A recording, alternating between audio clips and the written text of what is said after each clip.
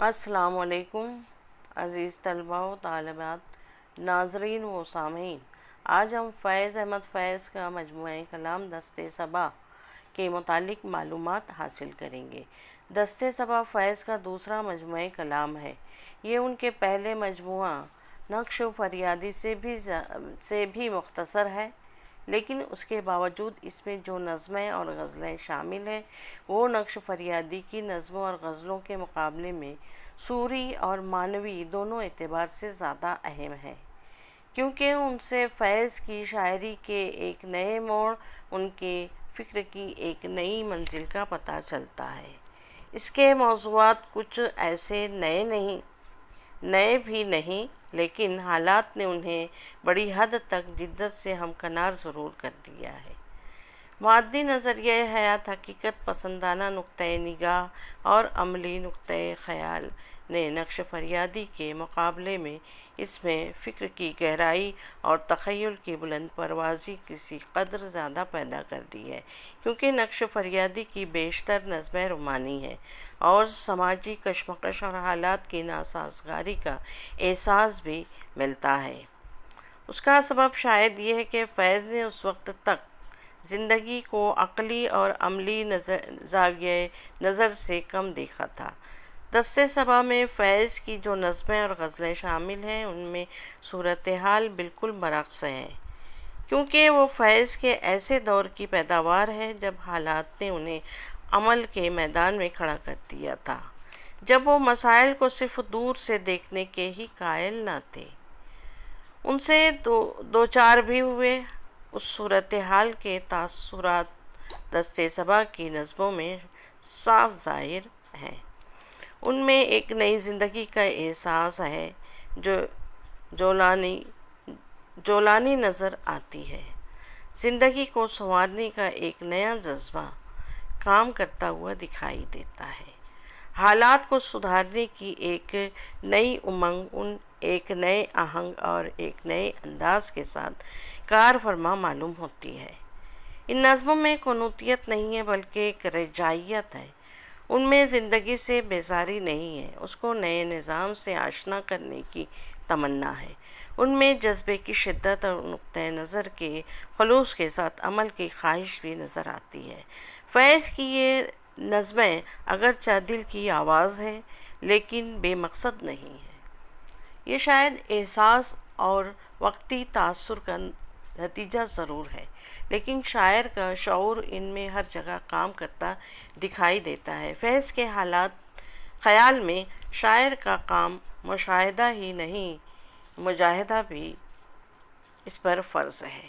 اسی بنیادی خیال نے نظموں کی تخلیق کی ہے، چنانچہ ان سب کا مجموعی تاثر عمدہ ہی ہے، اور اس مجاہدے کا بہت واضح مقصد ہے۔ اس کے سہارے فن صحیح مضمون میں فن بنتا ہے۔ وہ زندگی کے مدوجزر اور اس کی اجتماعی جدوجہد کا ایک پہلو ہے۔ اس اجتماعی جدوجہد کا ان نظموں میں بہت شدید احساس ہے۔ اسی شدید احساس نے ان میں افادیت کا رنگ بھرا ہے اور تاثر کی سحرکاری پیدا کی ہے۔ زندگی کی مسرتوں کا احساس اور اس کو برتنے کی خواہش، حالات کے سمجھنے کا شعور اور اس کو صحیح ڈگر پر ڈالنے کی تمنا اس اجتماعی نقطۂ نظر ہی کے سہارے پیدا ہوتی ہے۔ چنانچہ اس اجتماعی نقطۂ نظر نے فیض کی ان نظموں میں بھی یہ خصوصیت پیدا کی ہے، ان میں حالات کے بدلنے کی فکر ہے، نئے حالات کو وجود میں لانے کی تمنا ہے، نئے ماحول کے پیدا کرنے کا یقین محکم ہے۔ یہی سبب ہے کہ یہ نظمیں ایک رجحان کی آئینہ دار ہے۔ فیض کی نظموں کے موضوعات دو ہیں، غم عشق اور غم روزگار، لیکن اس کتاب کی تصنیف تک فیض کی شاعری میں غم عشق اور غم روزگار پر غالب نظر آتا نہیں ہے۔ اب تو ان کے یہاں غم روزگار کی حکمرانی کا احساس ہوتا ہے۔ آج زندگی غم روزگار کی اس ڈور میں لپٹی ہوئی ہے۔ فیض کو اس حقیقت کا احساس ہے، اس کا گہرا شعور بھی رکھتے ہیں، بلکہ اس دور میں تو وہ اس غم کا خود بھی شکار ہوئے ہیں۔ ان کا نقطہ نظر اب وہ فکری اور نظریاتی ہی نہیں رہا، بلکہ اس نے عملی شکل بھی اختیار کر لی ہے۔ یہی وجہ ہے کہ ان کے یہاں اس دور میں رومانیت اور تصویریت نسبتاً کم ہے، حقیقت پسندی اور واقعیت پرستی زیادہ ہے۔ فیض نے سیاسی حالات کو بھی دیکھا، عوام کی اہمیت بھی محسوس کی، انقلاب اور تبدیلی کے تصورات بھی ذہن نشین کیے، طبقاتی آویزش کی طرف توجہ دلائی، وطن اور وطنیت کو بھی ایک نئے زاویہ نظر سے دیکھا، ایک نئے نظام، ایک نئی دنیا کی خوشخبری بھی سنائی۔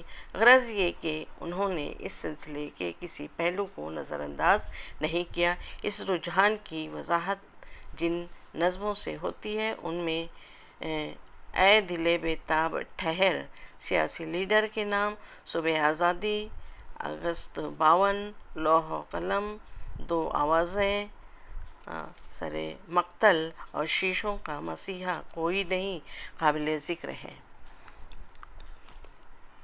اے دل بے تاب میں ان کی نظروں نے ایک غلط نظام کی تیرگی کو امٹتے ہوئے دیکھا ہے۔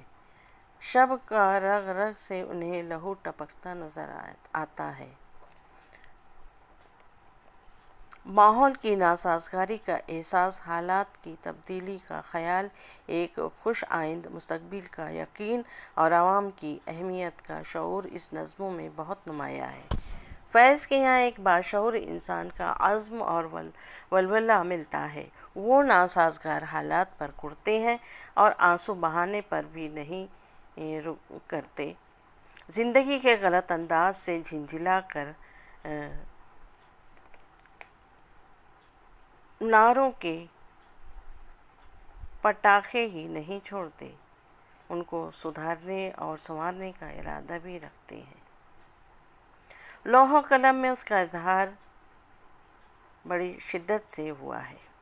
ہم پرورش لوح و قلم کرتے رہیں گے، جو دل پہ گزرتی ہے رقم کرتے رہیں گے، ہاں تلخی ایام ابھی اور بڑھے گی، ہاں اہل ستم عشق ستم کرتے رہیں گے۔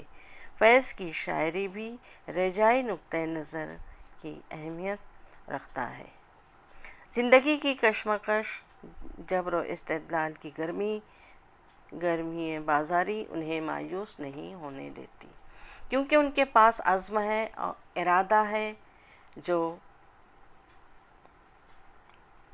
ولولہ ہے، جوش ہے۔ اس جذبے کی عکاسی شیشوں کا مسیحا کوئی نہیں لکھی ہے۔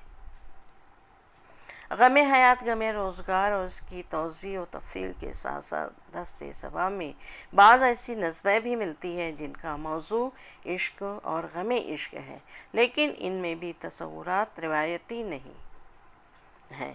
ان میں بھی ایک جدت ہے، ایک اچھوتا پن ہے۔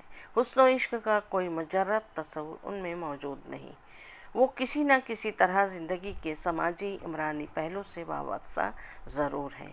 ناسازگار سماجی حالات میں عشق نہیں کیا جا سکتا۔ مجھ سے پہلی سی محبت میرے محبوب نہ مانگ، چند روز اور میری جان نقطہ چند ہی روز، اور سوچ وغیرہ جیسی نظموں میں یہ رجحان نمایاں ہے۔ اور بھی غم ہیں زمانے میں محبت کے سوا، راحتیں اور بھی ہیں وصل کی راحت کے سوا۔ نظموں سے زیادہ اس رجحان کے اثرات ان کی موجودہ دور کی غزلوں میں ملتے ہیں۔ انہوں نے غزلیں نظموں سے زیادہ لکھی ہیں، غزلوں میں بھی نظموں کی طرح اچھوتا پن ہے۔ نظموں کے مقابلے میں غزلوں میں زیادہ ہمہ گیری ہے۔ یہ غزلیں ان تمام افکار و خیالات و جذبات و احساسات کا نچوڑ ہیں جن سے فیض اور ان کی شاعری موجودہ دور میں دوچار ہیں۔ ان میں بھی حسن ہے، عشق ہے اور ان کے مختلف معاملات و کیفیات ہیں۔ ان میں حیات ہے اور غم حیات ہے۔ مثلاً تمہاری یاد کے جب زخم بھرنے لگتے ہیں، کسی بہانے تمہیں یاد کرنے لگتے ہیں۔ آگے کہتے ہیں، کر رہا تھا غمِ جہاں کا حساب، آج تم بے حساب یاد آئے، آج تم یاد بے حساب آئے۔ آگے کہتے ہیں، صبا نے پھر درِ زندہ پہ آ کے دستک دی، سحر قریب ہے دل سے کہوں نہ گھبرائے۔ فیض کی جدید غزلوں میں یہ بڑی اہم خصوصیت ہے کہ انہوں نے قدیم معنائے غزل میں معنویت کی نئی شراب بھر دی اور اس طرح غزل کو نئی وسعتوں سے آشنا کر دیا۔ دستِ صبا جو نظمیں اور غزلیں شامل ہیں، ان میں سے بیشتر فیض کے زمانۂ عسیری کی پیداوار ہے، اسی لیے ان میں ذہنی اور جذباتی کیفیات کا اظہار ملتا ہے۔ ان نظموں اور غزلوں میں اسی لیے گداز کے ساتھ ساتھ ناسازگار حالات کے صحیح شعور کی کار فرمائی نظر آتی ہے، کشمکش اور آویزش کے احساس کا پتہ بھی چلتا ہے۔ اس طریقے سے یہاں پر فیض احمد فیض کا مجموعہ کلام دستِ صبا کے متعلق مختصر سا تبصرے کا اختتام ہوتا ہے۔